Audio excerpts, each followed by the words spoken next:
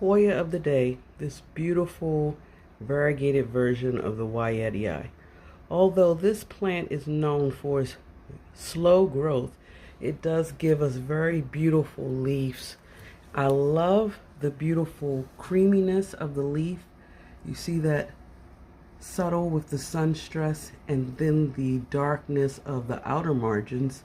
But what's unique about this plant is actually the bloom itself.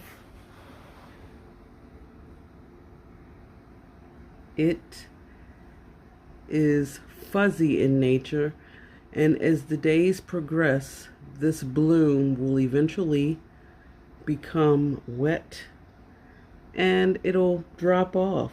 But right now, I don't think it's fully opened yet, if memory serves me correct. But this is the beautiful variegated Wayetti.